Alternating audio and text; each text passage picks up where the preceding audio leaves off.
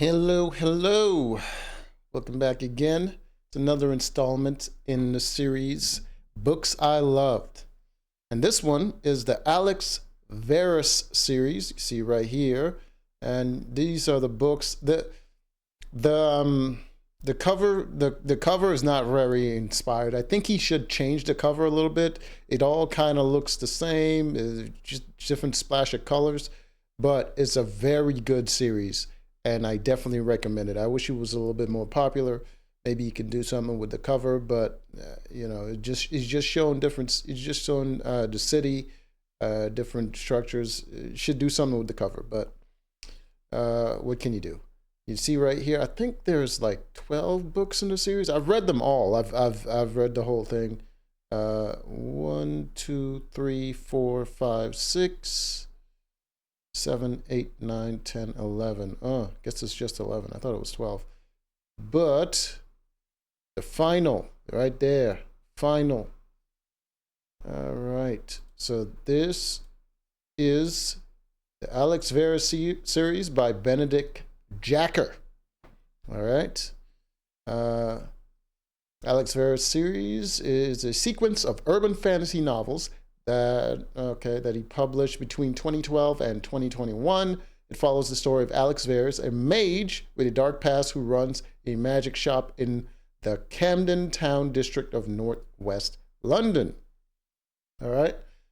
So in this world of Alex Verus, there are a bunch of different mages. There are regular people as well, but there are people that magical practitioners. They have different abilities, depending on what their natural inclination is. I think there was one guy that could that had like a pocket dimension.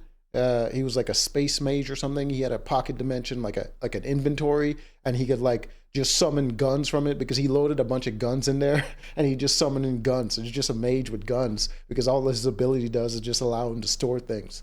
So there's a lot of different variations with the abilities.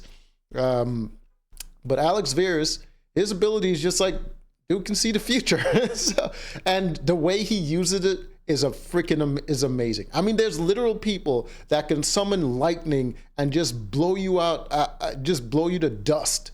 And he just has the power to see the future, and he bodies so many people. So it's pretty amazing. All right, so Alex Verus is a diviner, a mage whose magical talent gives him the ability to perceive the short-term consequences of any action he takes. All right, so he can explore. I can't remember what he calls it, but he can explore the different outcomes of the actions that he can take. So he's just exploring a bunch of different possibilities all at once, and he could do it within seconds, less than seconds, and it's pretty amazing. By searching through possible futures and selecting the actions that will lead to them, he can do things such as dodge attacks, throw objects with perfect accuracy. Yeah, that's definitely one of his abilities. Like he can freaking hit anything he wants, but just by selecting the future and just correcting his posture, throw it exactly the way he wants it. And dodging, like on hand-to-hand combat, he's a beast just from the fact that he can see the attacks from his enemies coming and his own attacks and see how he can land a perfect hit. And guess someone's password on the first try. Well, it's not the first try. Like he goes to a bunch of different numbers with his abilities, and he just finds the one that works, and he just enters that one in the first try. This is impressive to normal people, but less so to other mages. Yeah, other mages can do amazing things. I think there was another guy with a similar ability to him, but that guy can see the past. And he was like an investigator or something, a crime scene investigator.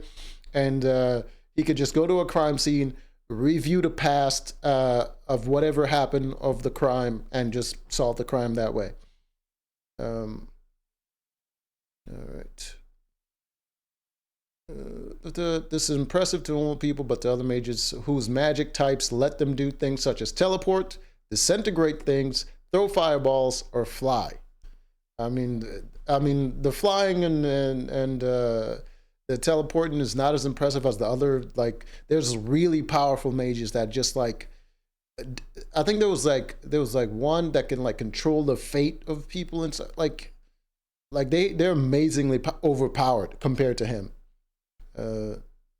Mages in Alex Verus' setting are split into light and dark factions. Light and dark factions.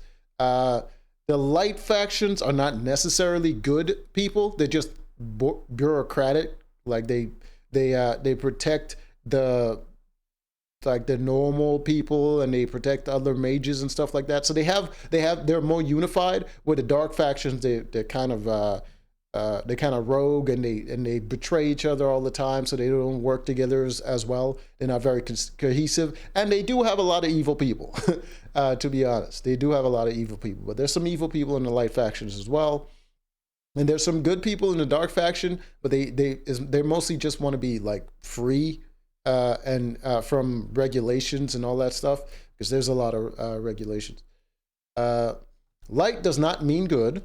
Alex was apprenticed to a dark mage in his youth, and it ended very badly. Yeah, his master actually has the same ability as him. I guess that's a little bit of a spoiler. I think it wasn't revealed until much later, but his master does have the same ability that he does. But he's very powerful, very cunning, and he's so cunning and so powerful and so good that people didn't even know what his ability was. Like for years, he is such a powerful entity and famous in the dark faction, and no one knew what he can actually do. They don't even know what kind of mage power he had.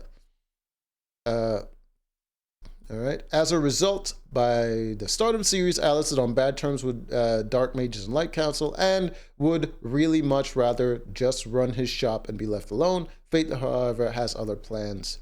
Also, and so began Fated in the first Alex Verus novel. Fate has a lot to do with the series. I mean, I didn't notice it until now, but it's appropriate that it started with Fated as the first in the series, because Fate, the power of Fate, has a lot to do with the overall series. Right. 11 more books followed with the 12th. I knew there was 12. I freaking knew it. The final one, Risen, released on December 2021. The series was published in both British and American editions of 2021. All right. I guess that's it for that. All right. Yes. As for this series, I think it's freaking awesome. I love all the characters, and in this one, there's not a lot of stories that I can say this about, but the female lead in this story is actually very good. She's actually very good. A lot of other series that I've read, the female leads are a little bit, they're superfluous. God damn it, I can't say the word. Superfluous. All right, they're not really that important, but they're there because the main character likes them or whatever the hell. They're kind of annoying, and they take away a lot from the plot, and they're just like, they're very self-centered and self-important and just annoying as shit. In this one, the female lead, she has her own goals or her own backstory. She has all these things, but she's not like trying to overpower or take over the plot and inserting herself, because she helps him as much as he helps her. It's not just a one-way street, and she's just generally a nice person. I wanted to say that because there's a lot of series that I read that don't have that, and I actually appreciated the female lead in this story so much. So I recommend anyone that's interested in the Alex Verus series to check it out. So until next time.